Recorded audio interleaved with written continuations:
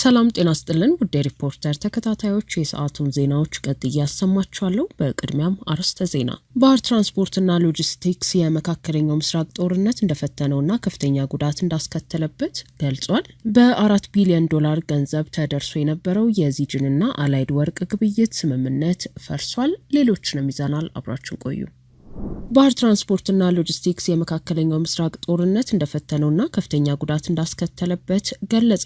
ተቋሙን በከፊል ወደ ግል የማዞር እቅድ የለም ተብሏል። የኢትዮጵያ ባህር ትራንስፖርትና ሎጂስቲክስ አገልግሎት ድርጅት የመካከለኛው ምስራቅ ጦርነት ዓለም አቀፍ የነዳጅ ዋጋ መጨመር፣ የባህርና የወደብ መጨናነቅና መታወክ ፈትነውት እንደነበርና በተለይም በመካከለኛው ምስራቅ በተከሰተው ጦርነት ሳቢያ ከ10 መርከቦች ውስጥ አንድ መርከብ ለ4 ወራት በሆርሙዝ ሰርጥ ውስጥ በመቆየቷ ከገቢና ከኦፕሬሽን አኳያ ከፍተኛ ጉዳት እንዳስከተለበት አስታውቋል። የኢትዮጵያ ባህር ትራንስፖርትና ሎጂስቲክስ ድርጅት ይህንን ያስታወቀው የ2018 በጀት ዓመት የስራ ክንውኖችንና የ2019 በጀት ዓመት እቅዶቹን በማስመልከት ሐምሌ 23 ቀን 2018 ዓ.ም ጋዜጣዊ መግለጫ በሰጠበት ወቅት ሲሆን የአገልግሎቱ ዋና ስራ አስፈጻሚ ኢንጂነር አብዱልበር ሸምሶ በበጀት ዓመቱ 144.9 ቢሊዮን ብር ገቢ ለመሰብሰብ ታቅዶ 157.5 ቢሊዮን ብር በመሰብሰብ ከእቅድ በላይ ማሳካቱንና ያልተጣራ ትርፉም 28.2 ቢሊዮን ብር መድረሱን አስታውቀዋል። ድርጅቱ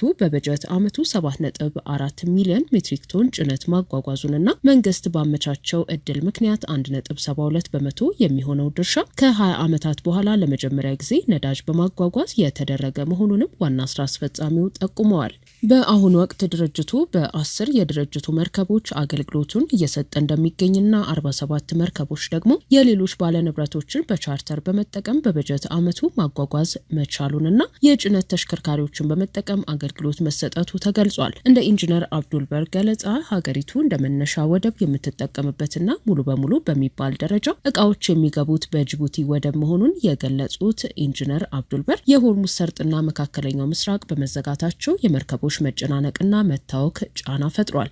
በሌላ በኩል ለወጪ ንግድ ችግር ተብሎ በዋናነት የሚነሳውን ባዶ ኮንቴነር በተደጋጋሚ በመጠቀም 34,000 የሚጠጉ ኮንቴነሮችን ለላኪዎች ማቅረብ ተችሏል ብለዋል። ድርጅቱ እነዚህን አገልግሎቶች በማቅረብ እንደ አውሮፓውያኑ አቆጣጠር በ2030 የድርጅቱን ገቢ 350 ቢሊዮን ብርና የሚጓጓዘውን የጭነት መጠን 18.4 ሚሊዮን ሜትሪክ ቶን ለማድረስ መታቀዱን ገልጸው መጠኑ ሲታይ በጣም የተለጠጠና ከፍ ያለ ቢሆንም ሀገሪቱ ካላት አቅም አኳያ ግን ማሳካት የሚቻል ነው ብለዋል። በየዓመቱ ከውጪ የሚያጓጉዘውን የአፈር ማዳበሪያ በሚመለከት የገለጹት ዋና ስራ አስፈጻሚው በበጀት ዓመቱ 2 ሚሊዮን ሜትሪክ ቶን የአፈር ማዳበሪያ ወደ ሀገር ውስጥ ማጓጓዙንና ጅቡቲ ወደብ የደረሰው 26 በመቶ ማዳበሪያ በባቡር ቀሪውን 74 በመቶ በጭነት ተሽከርካሪዎች ማስገባቱን አስረድተዋል። በመንግስት ባለቤትነት ከሚተዳደሩ ኩባንያዎች መካከል አንዱ የሆነው የባህር ትራንስፖርትና ሎጂስቲክስ አገልግሎት ድርጅትን በከፊል ለግል ባለሀብቶች ክፍት የማድረግ እቅድ ስለመኖሩ ከሪፖርተር ጥያቄ የቀረበላቸው ዋና ስራ አስፈጻሚው በከፊል ወደ ግል የማዞር እቅድ ስለመኖሩ እንደማያውቁና ወደፊትም የሚኖር እንደማይመስላቸው ገልጸዋል። ድርጅቱ ትርፋማና ውጤታማ በመሆኑ በከፊል ወደ ግል ለማዞር የሚያስችል ምክንያትም ሆነ እቅድ የለም ብለዋል። በ4 ቢሊዮን ዶላር ገንዘብ ተደርሶ የነበረው የዚጅንና አላይድ ወርቅ ግብይት ስምምነት ፈረሰ።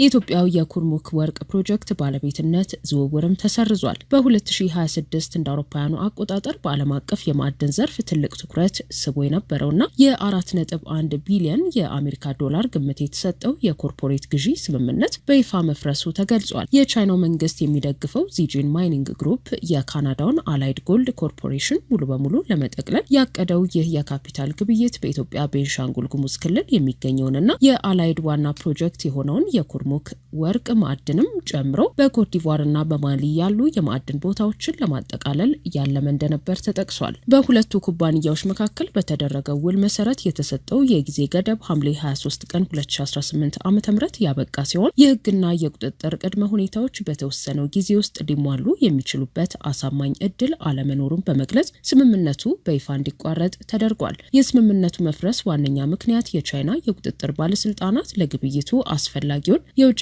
የካፒታል ዝውውር ፍቃድ ለመስጠት መዘግየታቸው እንደሆነ ተጠቅሷል። የቻይና ተቆጣጣሪዎች በ44 የካናዳ ዶላር የወጣው የአክሲዮን ግምት ከልክ ያለፈ ነው በሚል መጠራጠራቸውና ኩባንያው በምዕራብ አፍሪካ በተለይም በማሊ ባሉ የፖለቲካ አለመረጋጋቶች ምክንያት የሚኖረውን ሁኔታ በመስጋታቸው ውሳኔውን አዘግይተውታል ተብሏል። በሌላ በኩል ከኢትዮጵያ በኩል በይፋ የተሰጠ መግለጫ ባይኖርም በሀገር ውስጥ የታክስ ሕግ መሰረት ከባለቤትነት ዝውውር የሚጠየቀው ከፍተኛ የካፒታል ኤክስፖርትና የታክስ ጥያቄዎች በግብይቱ ወጪ ላይ ተጨማሪ ጫና ፈጥረው እንደነበር ተመልክቷል። ከዚህ በተጨማሪ የኢትዮጵያ ባለስልጣናት ቁልፍ በሆኑ የተፈጥሮ ሀብቶች ላይ የአንድ ሀገር የበላይነት እንዳይኖር የውጭ ኢንቨስትመንት ስብጥርን ለመጠበቅ የሚያደርጉት ጥንቃቄ ለዝምታው ምክንያት እንደሆነ ተገልጿል። በሱዳን ወሰን አቅራቢያ የሚገኘው የኩርሙክ ፕሮጀክት የጂኦፖለቲካዊ ስጋቶችና የ300 ሚሊዮን ዶላር የብድር ሰነዶች እንደገና የመደራደር ውስብስብነት ለስምምነቱ መፍረስ በምክንያትነት ከተጠቀሱ ቴክኒካዊ ጉዳዮች መካከል ይጠቀሳሉ። ሙሉ ግዢው ቢሰረዝም ዚጂን ማይኒንግ በ295 ሚሊዮን የአሜሪካ ዶላር የ9.2 በመቶ የአላይድ ጎልድ አክሲዮን በመግዛት አነስተኛ ስትራቴጂያዊ ባለድርሻ ሆኖ ለመቀጠል ተስማምቷል። ይህ በእንዲህ እንዳለ አላይድ ጎልድ በምዕራብ ኢትዮጵያ የሚገኘውን የኩርሙክ ወርቅ ማዕድን ግንባታ አጠናቆ በያዝነው ነሐሴ ወር ሙሉ በሙሉ ወደ ስራ ለማስገባትና ከጥቂት ሳምንታት በኋላ የመጀመሪያውን የወርቅ ምርት ለማቅለጥ ዝግጅቱን ማጠናቀቁን አስታውቋል። ፕሮጀክቱ በ2027 እንደ አውሮፓውያኑ አቆጣጠር እስከ 270 ሺህ ኡንስ ወርቅ ለማምረት ያቀደ ሲሆን በዓለም አቀፍ ደረጃ አነስተኛ የማውጫ ወጪ ከሚጠይቁ ዋና ዋና የወርቅ ማዕድናት አንዱ እንደሚሆን ይጠበቃል።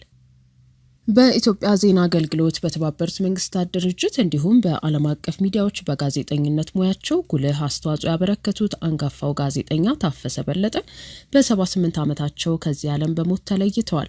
ጋዜጠኛ ታፈሰ ባደረባቸው ህመም በሕክምና ሲረዱ ቆይተው በተወለዱ በ78 ዓመታቸው ከዚህ ዓለም በሞት የተለዩት ሐምሌ 16 ቀን 2018 ዓ.ም በስዊዘርላንድ ጄኔቫ ከተማ መሆኑ ታውቋል። አንጋፋ ባለሙያ በሀገር ውስጥ በነበራቸው ቆይታ በኢትዮጵያ ዜና አገልግሎት በከፍተኛ ሪፖርተርነት በአዲስ አበባ፣ በድሬዳዋ እንዲሁም ደርግ ከመውደቁ ቀደም ብሎ በቀድሞዋ ኤርትራ ክፍለ ሀገር በአስመራ ከተማ አገልግለዋል። ከዚህም በተጨማሪ የብርጋዴር ጀነራል ተፈሪ በንቲና የኮሎኔል መንግስቱ ኃይለማርያም ልዩ ዘጋቢ ሆነው በመስራት ይታወቃሉ። ጋዜጠኛ ታፈሰ የትምህርት ዝግጅታቸውን በተመለከተ ከቀድሞ ቀዳማዊ ኃይለ ሥላሴ ዩኒቨርሲቲ የአሁኑ አዲስ አበባ ዩኒቨርሲቲ በአስተዳደር ትምህርት ከሃንጋሪዋ ሳንጋሌ ቡዳፔስት ከዓለም አቀፍ የጋዜጠኞች ትምህርት ቤት በጋዜጠኝነት ዲፕሎማ ያገኙ ሲሆን የመጀመሪያ ዲግሪያቸውን ደግሞ ከዌብስተር ዩኒቨርሲቲ በዓለም አቀፍ ግንኙነት አጠናቀዋል። ከሙያዊ እንቅስቃሴያቸው ባሻገር በስዊዘርላንድ ጄኔቫ የኢትዮጵያ ኦርቶዶክስ ተዋሕዶ ቤተክርስቲያን ለመጀመሪያ ጊዜ ሲመሰረት